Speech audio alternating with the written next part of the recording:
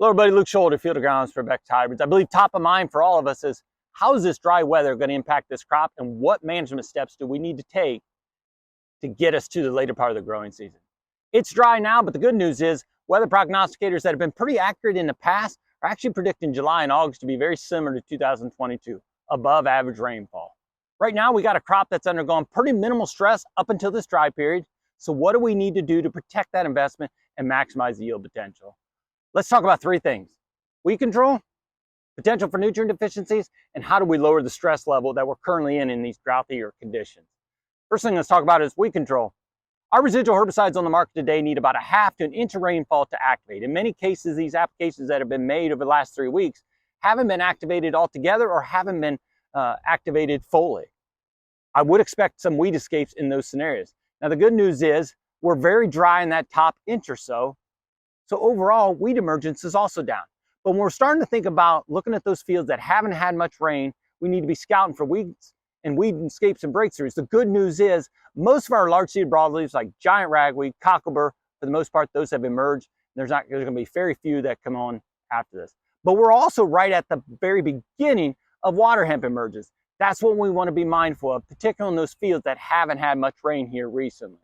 So as we're starting to scout these fields, looking for those weed escapes, or what do we want to put in the tank when it comes to post sprays, I would encourage you to think about overlapping residuals, particularly in 3 different scenarios. Number 1, where we didn't have good rainfall to activate the pre-emerge herbicide. Number 2, where we've had a history of weed problems. And the third would also be where we have a thinner stand. Some of these later planted beans that we're just going to have to live with the stand for a various number of reasons, they're probably not going to get the full canopy till the first part of July, maybe even the first week of July. A residual herbicide specific to water hemp, which we're just at the beginning of that emergence timing, would really play a pivotal role. And they don't break down fast. They don't break down much by sun. They break down primarily by microbes. So that's the good news. Second thing let's talk about is I anticipate we're going to start to see more nutrient deficiencies. Because of our dry soils, it's harder to get nutrients like sulfur, like nitrogen that are taken up with water into the plant. What do we need to do when we start to see those nutrient deficiencies? How do we ensure that we're not just checking the box, but that what we're applying actually fixes that deficiency?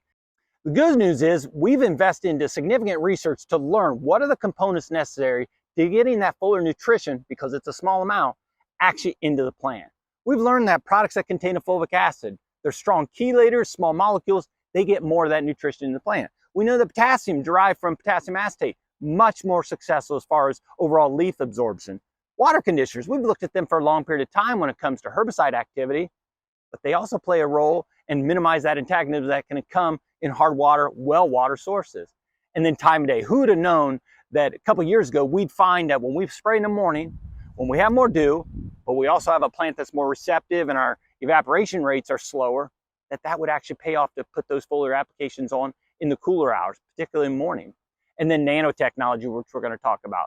All these things can actually help to ensure that our foliar nutrition, because it's a small amount, actually gets into the plant. Last thing I want to talk about is how do we help what, in my opinion, for the most part, is a very optimistic crop. How do we help it through this stress period? Okay. Good news is we've already talked about several of those components. Okay. We know that fulvic acids, we know that antioxidants actually help the plant to handle stress and help it to recover from stress quicker. Kelp, seaweed extracts are very effective at helping to remove that stress load of the plant. And then something as new as nanotechnology that is kind of new to the agriculture world can certainly help get more of those products that help to relieve stress into the plant. You're looking at some data that's from our PFR site out in Goner, Nebraska. Last year they had a very dry growing season, particularly in July.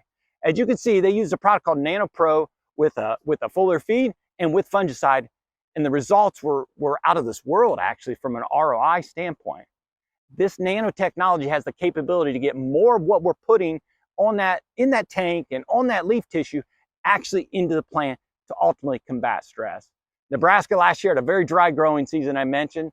They had a very dry last 3 weeks of June. They had less than 0.3 of an inch of rain in the month of July. And this NanoPro technology really helped to get those stress mitigating products into the plant. As you can see, the benefit was really, really good. So in summary, we talked about weed control. We talked about how do we truly fix these deficiencies once they start to show up, and ultimately how to lower that stress load. just some things to think about and potential actions to take to make sure that we get this crop that ultimately looks pretty good in most acres into that July and August timeframe when we're anticipating and hopeful that we'll receive a little more rain than we are today. Thanks for tuning in.